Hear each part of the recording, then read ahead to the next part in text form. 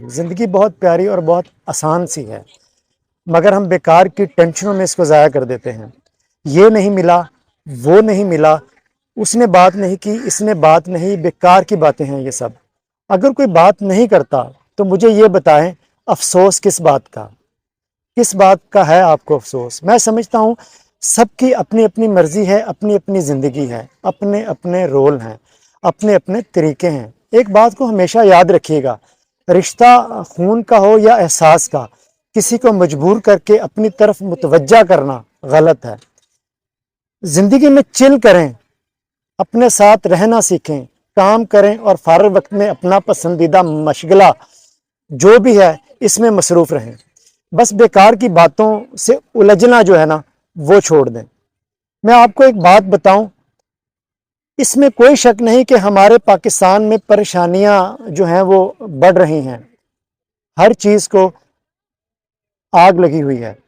مہنگائی اس قدر بڑھ گئی ہے کہ ایک مزدور، یقین جانیے ایک مزدور کے لیے شاید ایک وقت کا کھانا اپنی فیملی کو کھلانا بہت مشکل ہو گیا ہے۔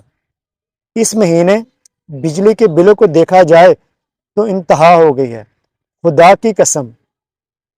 کی قسم کھا کر کہتا ہوں، بجلی کے بلوں کو لے کر لوگ رو رہے ہیں، اس قدر پریشان ہیں کہ میں آپ کو کیا بتاؤں۔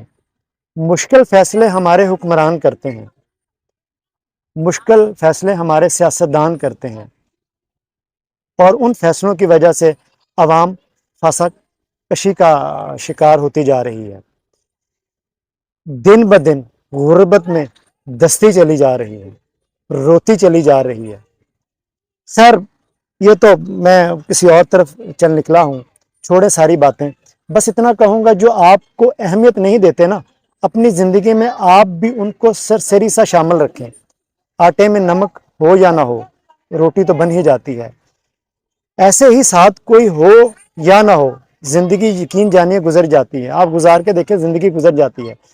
بس خود پر توجہ دیں، اپنے آپ کو مریض بت بنائیں، لائف کو انجوائے کریں۔ آپ سب کا بہت شکریہ۔